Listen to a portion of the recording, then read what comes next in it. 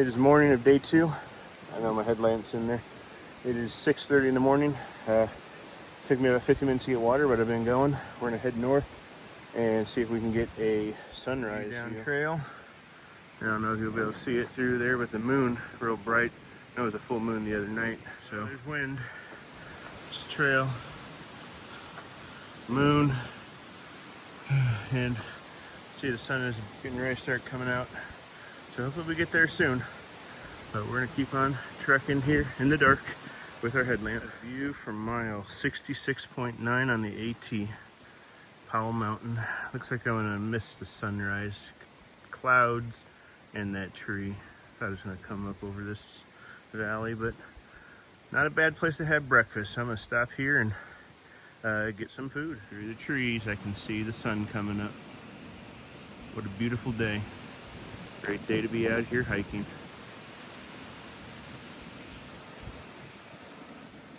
And in a moment, gonna have some coffee. Greetings and good morning. Day 2 here of making some headway. It's a nice sunrise spot to have breakfast and get going. So it was nice to get going on the trail early. I had a mile in before the sun was up, so that was nice.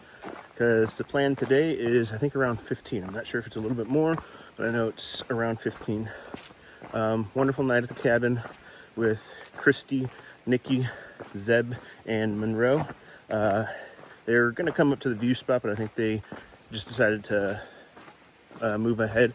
I literally just passed them here about 30 seconds ago, and I knew that they'd gone on because I'm catching all the spider webs in the face, and I wasn't for a little while, so I'm like, yep, they must have did it for me.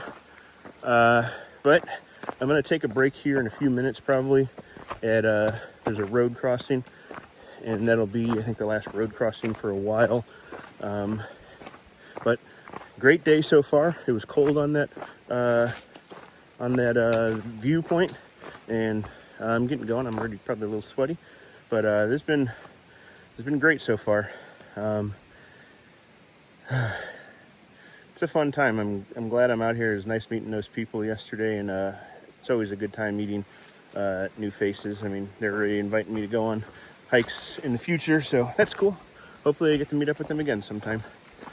Okay, well, I'm gonna make some headway because I think I got some ups here coming through, so we'll check down trail.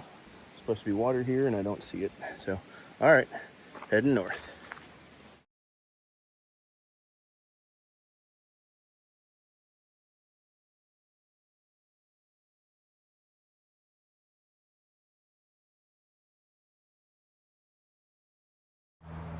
All right, well, I made it to Dix Creek Gap about 3 miles in, took a break here, said goodbye to Nikki and Christy.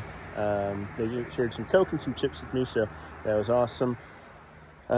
Still got quite a bit of the day left, so it's 9:30ish, and I'm gonna get going. Gotta climb up here out of the gap, so gotta go up.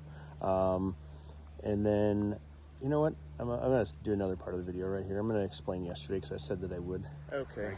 So yesterday I didn't get started. Literally started exactly how I wanted it to. When I got dropped off, I was stretching and getting ready to get started, and a guy walks across the trail, tells me he needs me to call the police. I was a little skittish and skeptical, because I mean, he didn't look like a hiker, and I don't know how you get lost without hiking on the trail to begin with. But I called my shuttle driver. He didn't want to come get him, and so I ended up calling the police, non-emergency, and left it in their hands. His name was Charles. He's wearing all blue, and he seemed fine enough to me. He didn't seem bothersome. He gave me space and I didn't feel threatened by him, but it didn't get started the way I wanted to, because obviously it took a little wind out of my sail. But I mean, as long as he's okay, I mean, that's what's important. So that's what happened. No run-ins, no problems.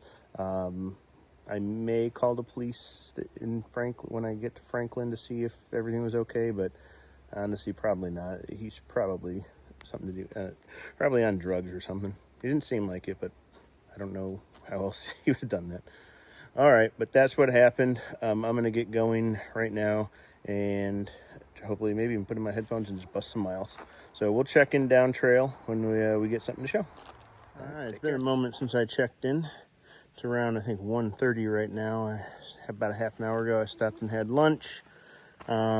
Just been trying to cruise. Had some uphills that were going before I got into that shelter for lunch. Stopped at Plum Orchard Shelter. First, like, actual good water source. Not taste-wise. It did taste good. But, all the Georgia water sources I've ever had have tasted phenomenal. Like, best water I've had is on trail. But one is actually flowing. So the goal, I think, is 15 miles. It's still there. It's 1:30. I'm hoping to get there by 5, and I think I have about 7 miles or so to go. I was thinking of one other thing. So when I was saying in the last little video is that I didn't get to plan start how I wanted to. I wanted to start with when I said guess where I am with I'll give you a hint. Sweet tea, pecan pie, and homemade wine, where the peaches grow. That's what I wanted to say, and I totally, once they got flustered, but got taken back with everything that was going on at the start yesterday. So, yes, I am in Georgia. Checking in. It is about just after 3:05, 3:06. It's been a tough day. Still got about 3 or so miles to go. I'll have to look exactly. I know it's at least 3. But coming up on a milestone here. Just want to say adios and via con Dios. Yeah, I'm leaving GA. I'm at the Georgia-North Carolina border. Woo! One state completely down. So I'm completely hiked all of the Appalachian Trail in Georgia. And a view from mile 79.9. I think that's Lake in Hiawassee over there, which is Georgia. Oh my goodness, so this has been so tough after crossing that border. I am just exhausted. Granted, it's been a 15-mile day. I mean, I still got at least a mile or so. But it's been, it's like straight up. Usually I move about 2 miles an hour. It's been about a mile an hour.